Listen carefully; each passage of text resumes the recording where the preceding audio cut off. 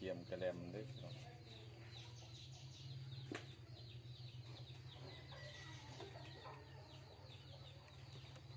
เราก็ปรับหนามันเนาะ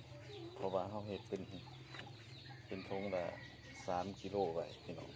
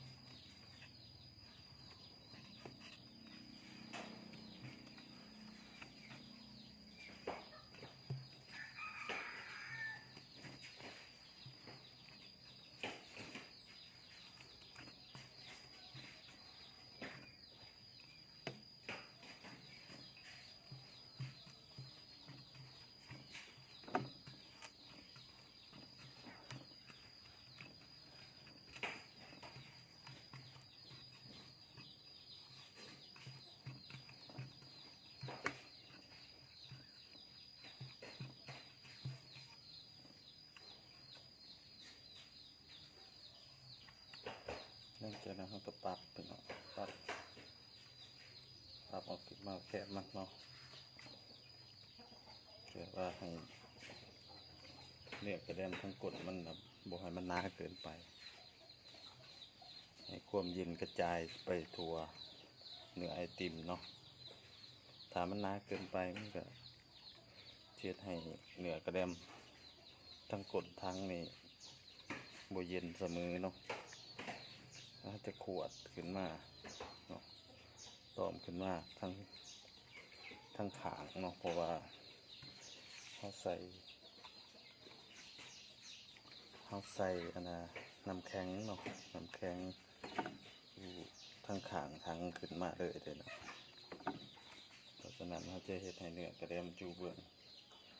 กดทั้งสุกให้มันเป็นเนื้อบางๆคือกันเนาะ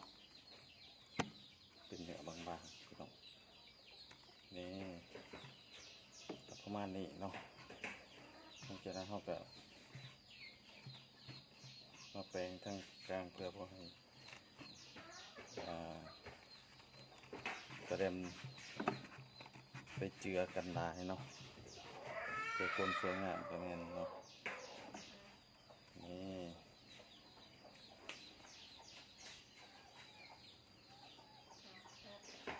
นี่แล้วกันเกียมกระเด็นไอติมหรือเกียมกระเด็นให้ลูกค้าเนาะหรือว่าไอติมแต่ว่าบ้านภาคกรเกินกระแลมพี่น้องกระแลมนี่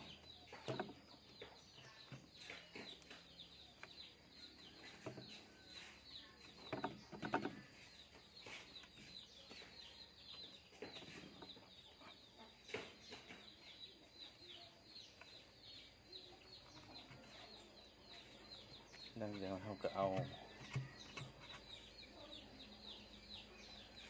มีทับพี่เนาะหรือว่าเอาวัสดุหยังก็ได้เนาะมาปรับเฮ็ดให้มันสวยงามนะตามขางมันนะให้มันแจบสม่ำเสมอเลยพี่น้องหลังจากเขาก็เน้นให้เนื้อกระแดมสม่ำเสมอเนาะพี่น้อง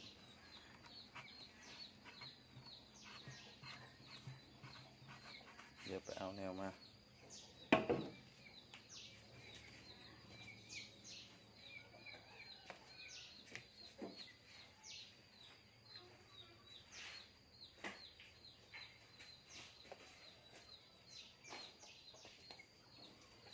จากนั้นเราก็เอานี่นินเอาทับพีเนาะนินแค่มันให้มันให้เนื้อกระแดมมันติดกับเข็มทางนี่เนาะ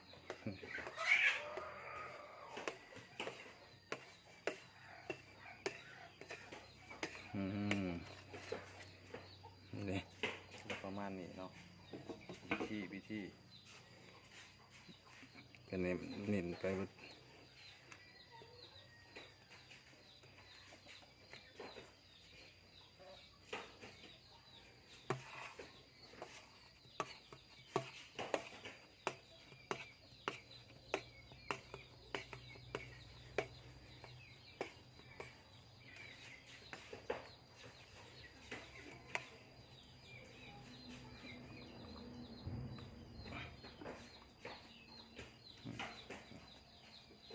ประมาณนี้แล้วพี่น้องอันนี้มันการเอาไอติมเข้าทางเนาะนี่ก็สิประมาณนี้ก็คือว่าเขาก็ปรับหนาให้มันได้เนี่ยถ้าเราบ่ปรับก็เฮ็ดให้การตักขายในเวลาตักขายกัน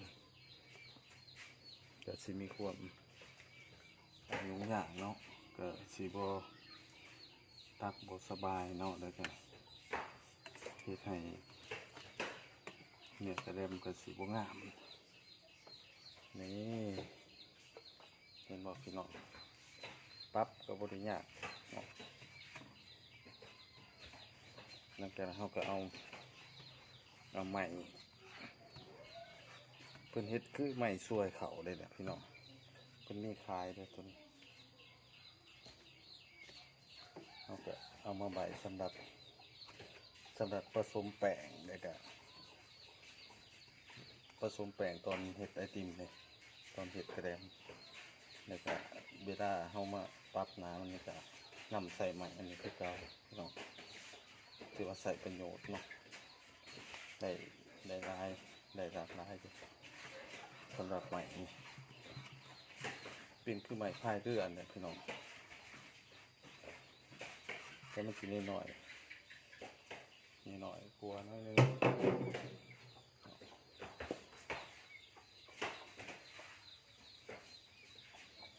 นี่เนาะเขาก็พับก็มีวัตถุทำนี่เดี๋ยวพี่น้องปั๊บหนาตินนี่อันนี้เป็นรถโอวันตินเลยพี่น้องเลยว่าลูกค้าเป็นเอาซองรถมานี่จะค้างละ3 กิโลทำบุร้ายหรอกช่วงนี้จะดูพ้นก็ขายบุรีเป็นไรค้างละ3 กิโลกับซองรถนี่ก็6 โลเนาะพี่น้อง6 กิโล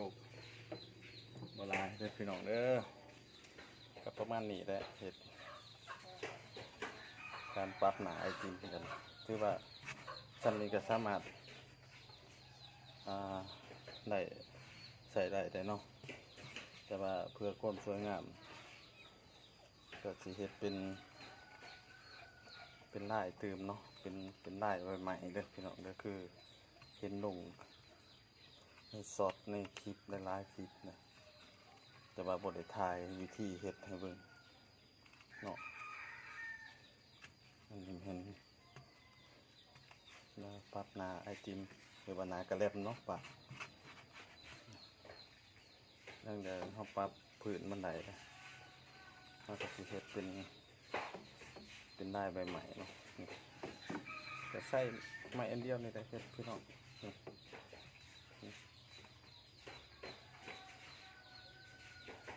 ง่ายๆมันจะแบบลากแบบได้ก็เฮ็ดเนาะนี่จะกระแปลงให้มันสวยงามซื่อๆพี่น้องแต่ว่าท่านขายบ่จำเป็นกับบ่เฮ็ดก็ได้เด้อพี่น้องอันนี้มัน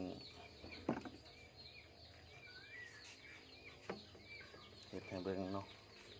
ให้เห็นแต่ในคลิปว่าทำแบบใดเนาะแค่นี้ก็เป็นแล้วพี่น้อง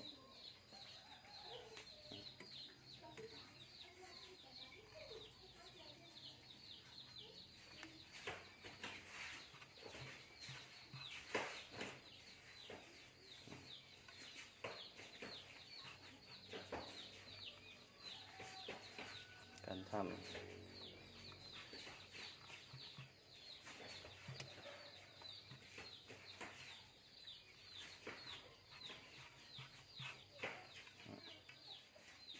แค่นี้